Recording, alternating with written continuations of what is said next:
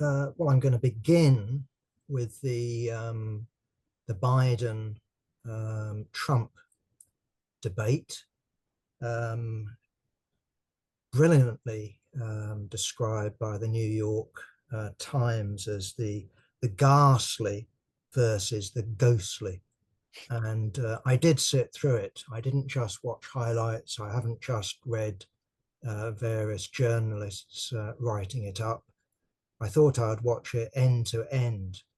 And I have to say that on a human level, I was appalled. Yes, on the one side, on the left, you had the ghastly, Donald Trump, um, full of bile um, against migrants who apparently seem to be entirely either mentally sick or were criminals and murderers. But on the other side, yeah, you had the ghostly. And just looking at Biden, this is after a week of the poor bugger being rehearsed by his advisors in Camp David. A few facts had sort of penetrated and remained in his brain. But it's true that he could not string a sentence together. He couldn't put an argument together. And often when he attempted to do so, he ended up being utterly incoherent. So, I mean, there was one particular passage, I can't remember what the particular line was, but it ended up with him saying something like, and we killed Medicare. And Trump was then given his X seconds to reply and just went, shaking his head and went, I don't know what he was saying. And I don't think he knows what he was saying because it didn't make any sense. And so, yeah, I haven't, as I say, I haven't just watched the so-called highlights, but Biden, and when you looked at his face, was vacant. And yeah, it reminds me of comrades of mine who've gone down to that terrible condition, Alzheimer's. I don't know what his particular medical diagnosis is, but it's something to do with his memory. It's something to do, with his thinking capacity, and the idea that they've given him that he had a bad performance, but now's the time to sort of jump back up and brush himself down and come back into the fight. Well, the problem precisely is whatever you can do about Alzheimer's, you maybe can stabilize the condition, perhaps, but in general, it's degenerative. And I know, with, as I said, with comrades of mine,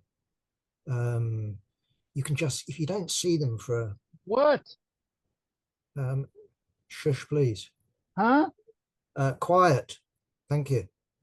If you don't see them for several weeks or months, you notice the difference. You can see how this horrible condition has affected them. So the idea that Trump will come back fighting for the next TV debate with Trump in September is highly unconvincing.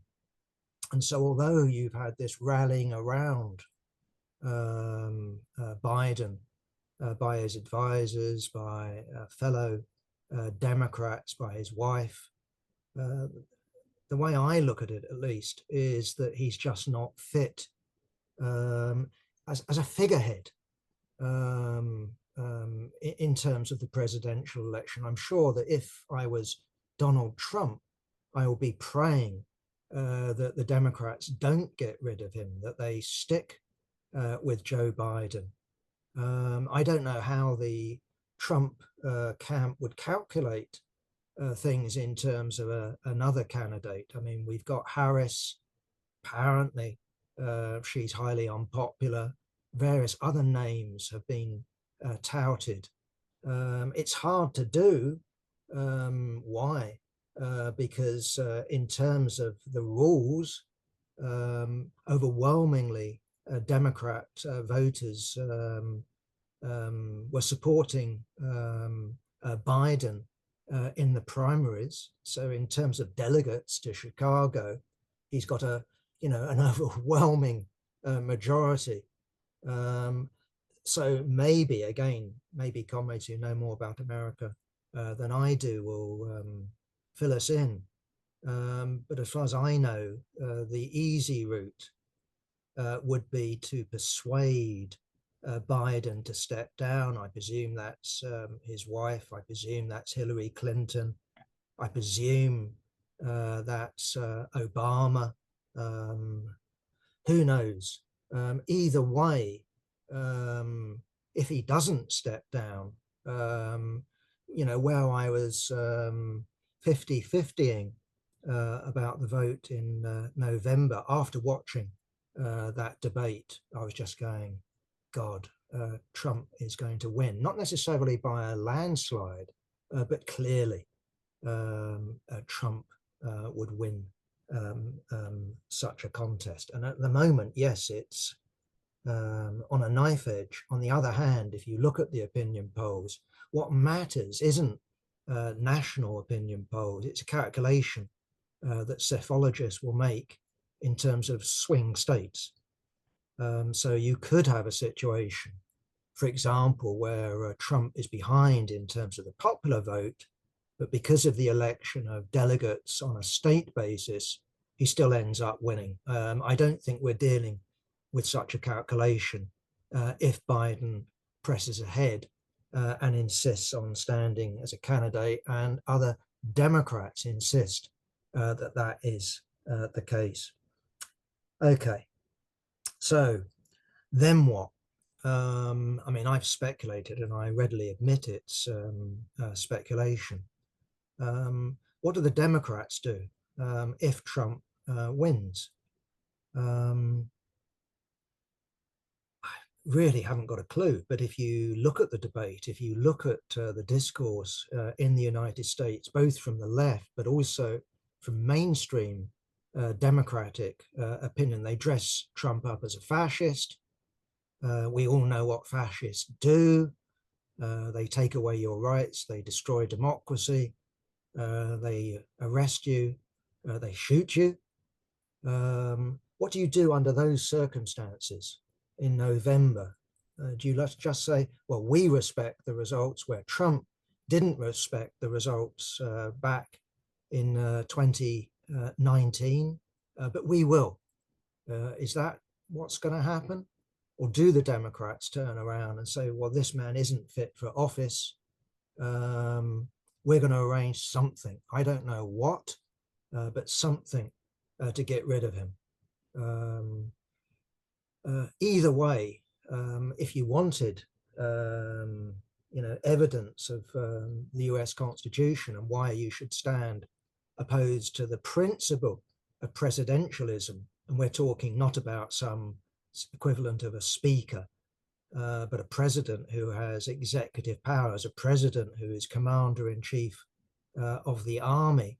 There it was in the Trump-Biden debate. I mean, given a choice in terms of competence between these two individuals, you'd have to choose Trump. So yeah, the New York Times wasn't wrong. Trump is ghastly, but in reality, Biden is a dead man walking.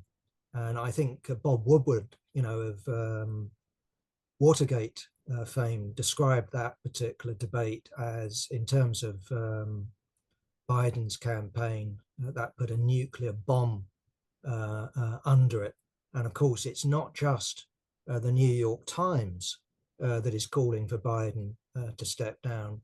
There's a wide media consensus that Biden has to step down. So I readily confess I haven't got a clue what's going to happen. But it just seems to me, could be wrong, inconceivable that he will be the Democrat candidate come November.